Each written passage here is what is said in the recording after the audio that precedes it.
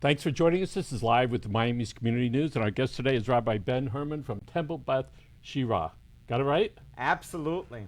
Terrific. So first of all, and we want to do a shout out for University Credit Union, our good friend Michael Welch, for helping sponsor the show. So thank you very much for that. So we have the high holidays, high holy days are here. So tell us about that and what the temple is doing. Awesome. First, I just want to do a shout out. I was going to start with my mask, but we do have our own mask at Bet Shirah. Show us that again. Open it up. Open it up. It is so comfortable. It is so nice. I love it. We don't need it because of the plexiglass, but I really love this mask. And I'm grateful to have it. Great. Awesome. As I mentioned last time I was here, and Michael, thank you. Look right over there. Thank you for having me back, Michael. It's My so pleasure. great to be here. I want to mention again that Bet Shirah is offering free High Holy Day services to the community. There is one step one needs to take, which is to register. So one goes to www.betshirah.org. You will get a page like this with these colors. This is our whole schedule, which you can read there. I'm not going to take time and explain it. But if you click the link that says, save your seat for the High Holy Days, then you will get to fill out registration. That is only so that we know who is watching our service. It is live stream only as opposed to Zoom. And you just click that, and then you will receive a link for our services. So I want to correct what I said last time. You need to go to www.betshira.org, and then you'll see a page like this is cool cloud blue. You just click it, register, and you're done. Explain the difference between live stream and Zoom for people that spent the last 4 months trying to figure out Zoom. Absolutely, Michael. So live stream is unidirectional. We are doing a combination between pre-recordings, which have been done, and live, which I will be doing. I will be live on the High Holy Days for the most part. I did a little pre-recording, and 80% of what I do is going to be live. And we have a production company, Extreme Productions, who is blending them together. The difference is that with live stream, it is only coming from one direction, which will be from the sanctuary at Bet Shirah. Zoom is coming from wherever you are. It's multi-directional. So anyone can sign on to Zoom. Anyone can, depending on the settings, unmute and participate. And there is something nice about that that's a little less scripted. But with everyone on Zoom for these days, we have seen already 2 to 3 times when Zoom has crashed. We did not want to take the risk of Zoom crashing, hence our using live stream via a web page link as opposed to Zoom. So here's one of the things we've seen from a socialization point and from a technical point. There's this Zoom fatigue that's already set in, which is not touching, it's not feeling. And you have all those technical issues that can happen all the time where people are saying, you got to unmute yourself, you have to do this, you have to do that. So I'm glad to see that you're trying something new to be able to stimulate us a little bit more than what was done. And whose idea was that to be able to bring that forth? Our tech committee chair, Lenny Simon, and Anna Fidenki, who's done some events work as well. I really thank them. I think Lenny was 100% right that this approach will produce a better product than had we been on Zoom. And I think that it's great that you're not just experimenting with, because those things are proven. It also will stimulate the mind and the brains of the people that are watching. Oh, look, here's something new. And it will trigger another change that we all are going through. And we see from the COVID declining cases that are here that people are now moving into some other phase. I'm not sure what phase it is. Not 1, 2, or 3, but I'm talking about in their personalities. And here at the office, I've told people, guess what? In October, we're not doing any more Zoom meetings. No more Zoom meetings. That's over. And it's time to move on to this next phase. And it's interesting to do that because when we have to put up with each other's nonsense and with the fake backgrounds back there and that people trying to figure out what it is and crashing and the lights bad behind people and people are not getting dressed, and So we said September 28th is our last team Zoom meeting here, and so you can come by like you go to the grocery store, like you go to Home Depot, like you go to the different places. So tell us about the things. Should I be calling it a temple or as congregation? What's a better way to refer to it as? Bet Shirah congregation. Okay.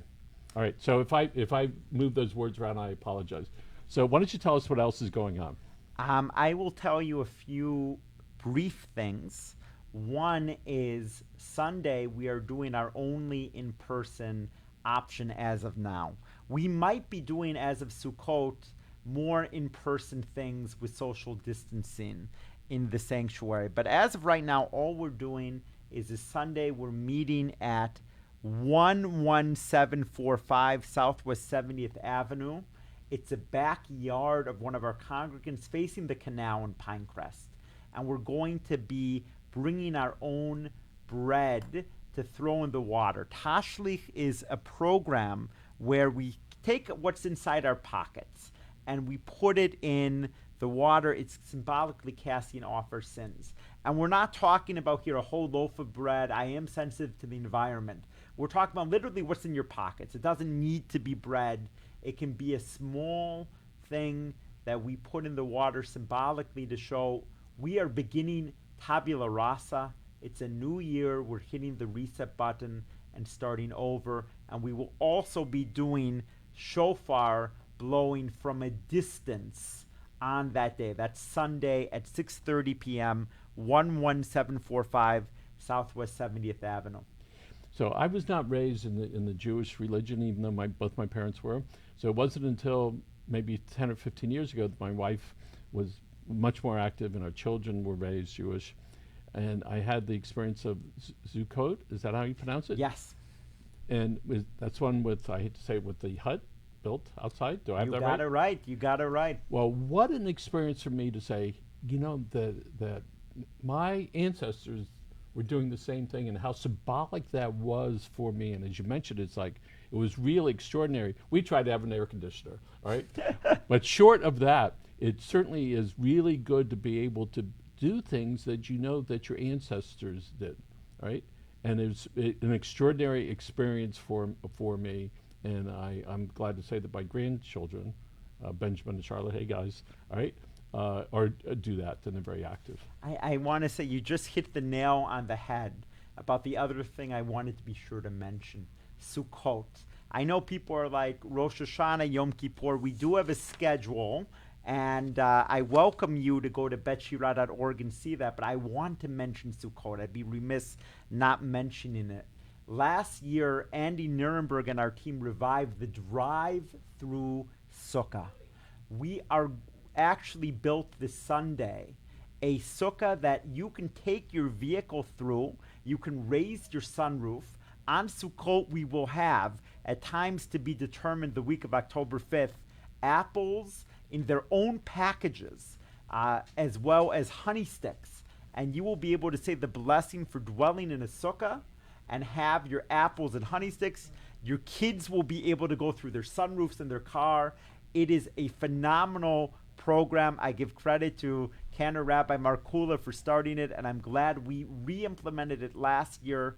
This year it's going to be even better. I also just want to mention we have family programming, not just family services which are there for Rosh Hashanah and Yom Kippur, but we have an edible sukkah program Sunday, October 4th, that will read a PJ Library book and do a lot of fun activities for preschool and early elementary school aged children. Well, by the way, when my son-in-law built it, it was out of 2x4s and out of real palm fronds. Wow. We went around the property, cut them off, and put them up there. And we used the 2x4s for many years. And I want to thank you for the 2x4s. We finally were able to retire them as they moved. So it was really quite an experience to do that. And I urge, if you haven't been out there and be brought back and experience it again, you might have an opportunity to do that with your temple. And I hope people take an opportunity to visit you. I really appreciate that. I also want to say, in regard to what you had said, Michael, people are really hurting. They have Zoom fatigue. They have fatigue from just everything from this. I mean, and my heart's going out right now to those facing Hurricane Sally, the fires in Oregon, California. I can't even imagine what you're going through. I really can't. And I'm doing a class next Wednesday evening at 7:30, which is improving our interpersonal relationships in the age of COVID-19. Ani lidodi vidodi li'ai, my beloved is mine, whether that's our spouse, whether that's a friend, whether that's anyone we're in need of making amends with or connecting with. During this time, we can't hug them. We might not be able to see them so easily. And so that's next week, Wednesday at 7:30. I think a lot of people are really looking for, in this COVID world, how can we connect with people who are hurting? Or if we're hurting, how can we find the way to connect with others, to make friends, to improve our relationships? So that's next Wednesday at 7:30 p.m. You can email me at rabbi@betshira.org, BETSHIRA.org, in order to get the Zoom link. Yes, we're Zoom fatigued, but Yes. it's what we can do. So one of the things you recognize, Rabbi, until most recently, families could not visit their elderly parents, grandparents in nursing homes. So as much as the parents' children wanted to hug their grandparents and grandparents wanted to hug them, I think there's just as many people plus that are not in nursing homes that are still feeling that absence, that hug. Even when you hug parents with their children, there's still that hesitation that's there. We're having a family get together. Everybody has to take a COVID test, even though it's only good for that moment. But that's one of the things, and it's like, wow. And I don't want to hug my grandkids. I don't want to do something, to give them something, all right? And so I still keep my distance with that. But we do a lot of this. And when we're in the same room, I make sure, that they're the distance, because I don't want to have that on me in case something that happens. So I think there are a lot of people that are hurting, which we know. And again, I wanted to let people know that Dr. Lawrence Shapiro, this is a plug for him, put out a work booklet that's available free online, mental health counselor working with kids for decades. And as I was reading the booklet that's for teachers and for counselors and for children, as I'm reading it, it's as much for the reader as it is for the student who was a child, because the same things that the children are going through, we are going through, and they feel that. And I'm so delighted that you're having those services, and I'm really getting moved thinking about it. So I do feel that that connection that's there. I want to add, because yes, I can talk. I've got a whole list of things going on, but that's not important. People can check the website. What's important is the interpersonal connection. I'm going to be, a lot of people view Friday night, Erev Rosh Hashanah, as kind of a, whatever, and that really begins the first day. I'm going to urge people, if you're looking for a place and you choose Bet Shira as the place you'd like to view some of your high holy days this year, or all of them, please come Friday night. I'm going to be talking about the heroes. And by heroes, yes, I am going to be mentioning healthcare first responders, but there's so many heroes we're not even aware of. Each of us is a hero in our own way. Whether you're a parent who is home, become a teacher and doing school at home with your kids, whether you're in the sandwich generation and you have kids who are teenagers who need to do homeschooling, and you have elderly parents in a nursing home or assisted living, whether you're working at a grocery store, whether you have a business. And so I have congregants who not only lost their jobs, but I have some whose business completely dried up and have had to juggle new things. There's so much extra mental strain on us. So many of us feel like we're drowning, that we don't have an anchor, and the stress load can be overwhelming. And so I want to start Rosh Hashanah by talking about our heroes. I want to talk about everyone who is doing so much more than they might even realize this year. I mean, as a rabbi, my job is to prepare sermons and to prepare services and page numbers and whatever. I didn't realize that it would be this year to get videos in the right order, not edit videos. Thank God I have Lenny Simon, but to get videos in the right order, to make sure that the sound check was extra good because you have people watching at home from all devices. There's so much more that each of us has taken on, and we need to recognize that. and recognize that we're heroes, and that just being able to get out of bed and hold everything together is a monumental Yes. event. 25 years ago, I started, I know it's hard to imagine, I said, I want to run marathons. And so I trained, and the week before I went to my first marathon in New York, I was crying like a baby. Everybody that I knew that listened to me in my journey of training, the journey of life, right? I called and I was bawling completely out of control to thank them for getting me where I was. And I equate this now to the COVID as we go into these new phases, which we can see it's clear as day in spite of stuff that's going on, all right, across the country. We see that it's under control, and I think that we're hopeful for the new year, and that hopefully there will be some treatments that are a little bit better. And then as I'm running the marathon, I feel it was 26 miles. It's a long way. It's like from here to Homestead. And I'm running, everything's good.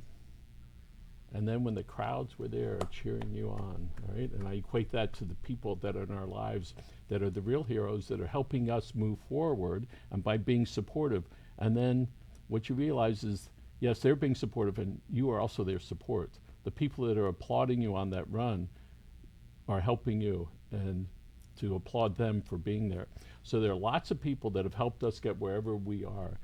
And the last mile, I cried the whole way, because I didn't know what it would feel like.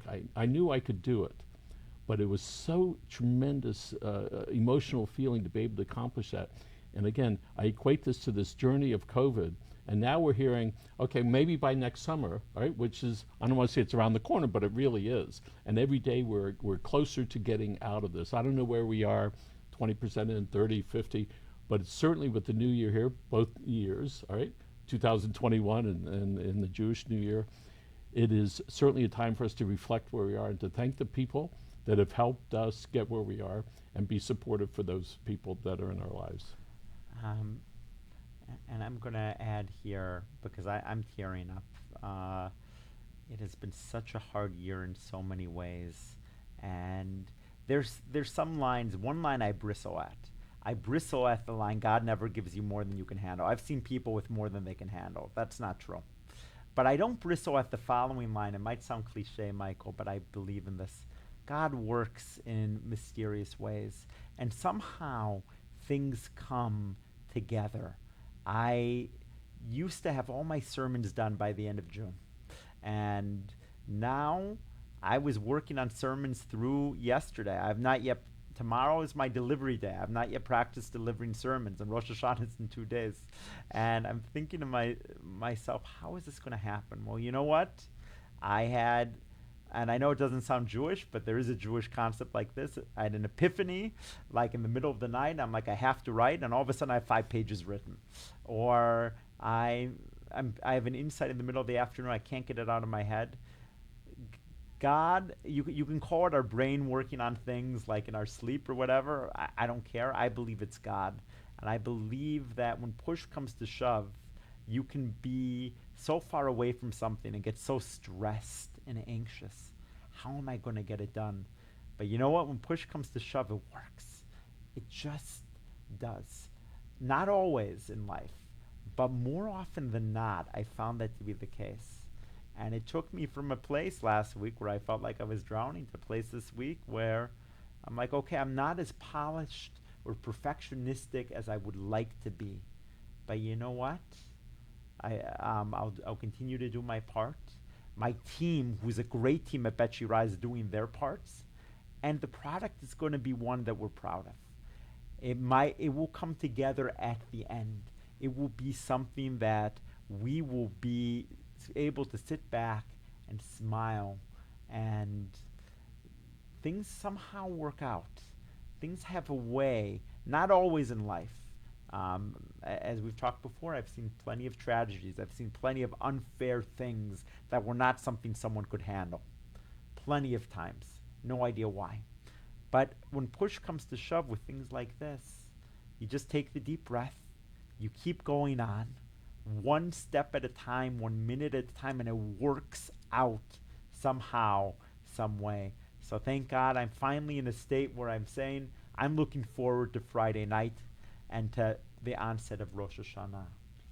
So there is, I think a lot of people. Thank you for bringing that up there. And sometimes in our lives, there's people that have made a significant impact. We never know when it is or where it's going to happen. And I know there's some people that are watching right now that are wondering in their lives who made a difference to them. Could you share with our audience someone that made a difference in your life? My grandmother. My grandmother of blessed memory passed away back in 2017. She was the most spiritual person I've ever met. Had a very difficult life, never gave up faith, never gave up hope. She was one of the, like me, I inherited this. She was up at 4 in the morning and she just wrote. And poetry is what kept her alive. She never published. If I were to read you one of her poems, I find them so profound. And whenever I've read them in whatever synagogue I've been in, people are very impressed. But she didn't want the fame and she didn't want the influence. She did it for herself in order to make it. And she was a great example for me. I'm still learning and trying to adopt her ways. She was always early, something that I struggle with. And she was always fully present. No matter what, you were the most important thing in her world. And that is really the motto of any leader or any rabbi or any person, is to be that presence.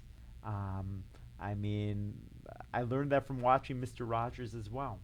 And it's a struggle because there's so much going on. I'm sure on your plate, you're thinking of all the things. I'm thinking of all the things with the holidays.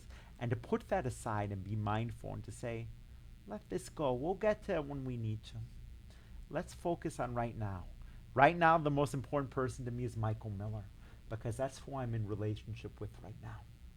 And when one falls short, as I have, and one needs to make teshuvah, one needs to repent, one needs to acknowledge their shortcomings. But my grandmother could do that. She could always be present and make everyone the most important person and listen and speak quietly and with wisdom. So when people go to your service out by the canal and they reach in their pocket, if they can be present, and I think the greatest yogis in the world be here now, all right?